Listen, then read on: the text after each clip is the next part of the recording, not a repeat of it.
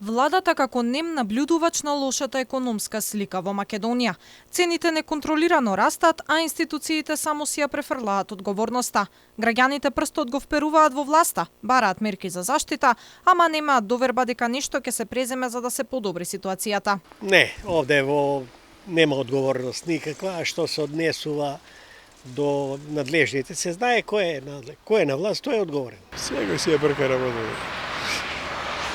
Кој прифаќа кривица? Никој не прифаќа кривица. Преземе ли некој одговорност за високите цени? Ке си ги платиме како и обично.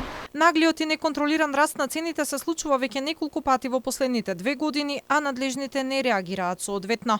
Главна причина што нема ни соодветни мерки ни санкции за несовесните трговци е што владата во фокус ја има само надворешната политика и не се грижи доволно за домашните проблеми и економијата, сметаат познавачите. Главната причина е што економските политики во Македонија моментално се доверени на помалиот коалициски партнер, односно на ДУИ, и ДУИ како и секој помал коалициски партнер не е толку одговорен, знаете, они ќе прават нешто, ама се додека вие немате иницијатива од премиерот или од што е главен во државата, не можете да очекувате дека ќе имате од министерот за економија некоја иницијатива. Се што зборува, не знам, името Европската унија, односно не името, уставот Европската унија и такви работи. Така што тоа е првата причина што имате некоја тука какафонија, не знам како да го наречам. Тоа кога премиерот е скроз одлепен од реалност, односно фокусиран на надворешна политика, а оние што се фокусирани на домашната политика, на економската политика, не име толку гале за тоа. Јовановиќ предупредува дека покачувањето на цените се случува без никаква основа, затоа што на глобалните пазари цените не се покачуваат, а куповната моќ на граѓаните не е зголемена, оти платите во реална вредност се намалени.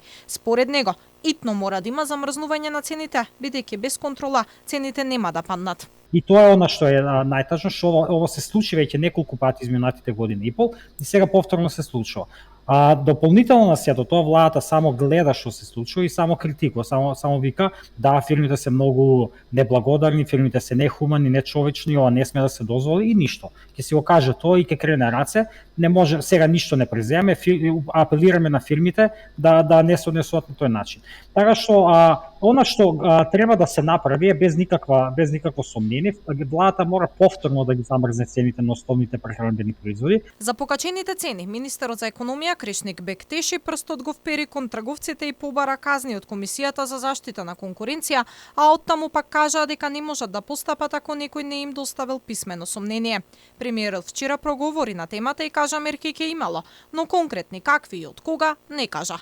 Во последниот период имаше поскапување на млекото, сирењето, кашкавалот и месото. Нов бранд поскапувања се очекуваат откако ќе биде покачено ДДВ-то од 5 на 10% како дел од даночната реформа.